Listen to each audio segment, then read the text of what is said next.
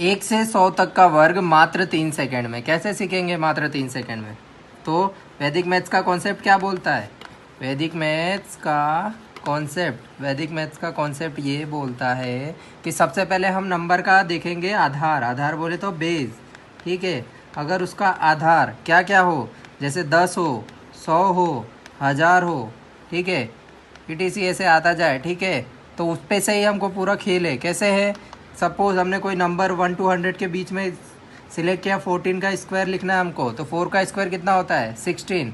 एक लाइन खींचेंगे, एक साइड में 16 लिख लिया, और 14 है तो इसका आधार कितना हो जाएगा? 10 हो जाएगा। क्यों? क्योंकि ये 10 के क्लोज है, तो 10 + 4 कितना होता है? 14 होता है। ठीक है, तो ये 14 पहले लिख देंगे, और इसका एक्सेसिव नंबर क्या है? 4 है, तो 14 और 4 कितना हो जाएगा?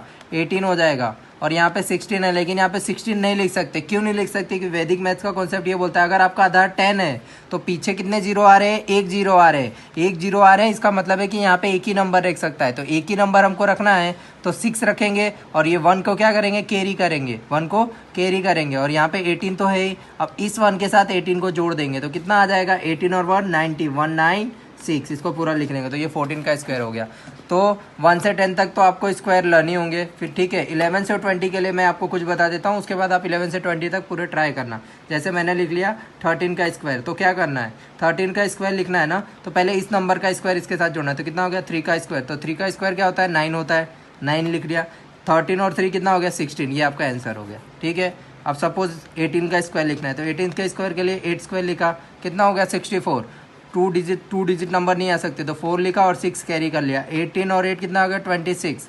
26 और 6 कितना हो गया? 32। तो ये हो गया 18। तो ऐसे ही 11 to 20 तक का निकल जाएगा। और 21 to 30 के लिए क्या करेंगे? 21 to 30 के लिए ये करेंगे, पहले आप कॉन्सेप्ट देख लो। कॉन्सेप्ट ये है कि हमको यहाँ पे 20 कब आता है? 20 अब जब आता है जब हम 10 बेस उसका होगा मल्टीप्लाई 2 होगा, तो क्या आएगा? 20 आएगा। वैसे ही सपोज मेरे को निकालना है 24 का स्क्वायर, तो क्या लिखूंगा मैं? पहले इसके साथ 4 स्क्वायर जोड़ लिया, ठीक है, तो कितना आ जाएगा? 4 का स्क्वायर कितना हो जाएगा? 16। अब 16 के कितना लिखूंगा मैं? 6 लिखा, फिर यहाँ पे 1 लिखूंगा, फिर 24 और 4 कितना हो गया? 28। और 28 का क्या करूंगा मैं? डबल करूंगा। क्यों? क्योंकि 20 कब आता है? 10 × 2 करने पे, तो 28 का डबल कितना हो जाएगा? 28 का डबल हो जाएगा 56। 56 और ये 1 कितना हो जाएगा?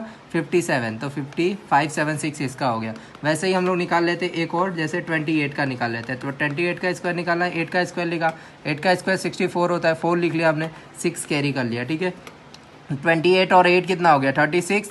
36 और 36 का डबल कितना हो जाएगा? 36 का डबल हो जाएगा 72, और 6 कितना हो जाएगा? 78। तो ये 28 का हो गया। ये 21 to 30 हो गया। अब 31 to 40, 31 to 40 और 61 to 90। मैं आपको एक दूसरी ट्रिक सिखाऊंगा इस पर ट्रिक करेंगे, क्योंकि वैदिक मैथ बहुत बड़ा हो जाता है उसमें। तो उसके बाद हम सीखते हैं 41 to 50। 41 to 50 के लिए हम क्या करेंगे?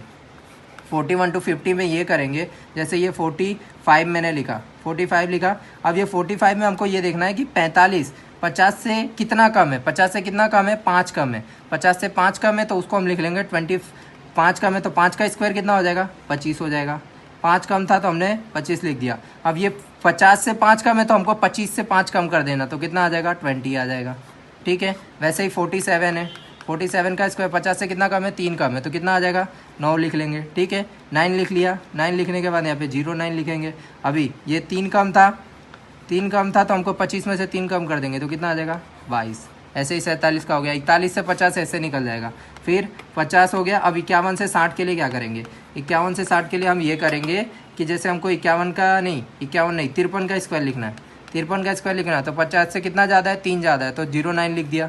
ठीक है, अब कितना? 3 ज़्यादा था, तो 25 में 3 ऐड कर देंगे, 25 में 3 ऐड कर देंगे, तो 25 3 कितना हो गया? 28 हो गया, ये 28। ऐसे ही हमारा 60 तक निकल जाएगा।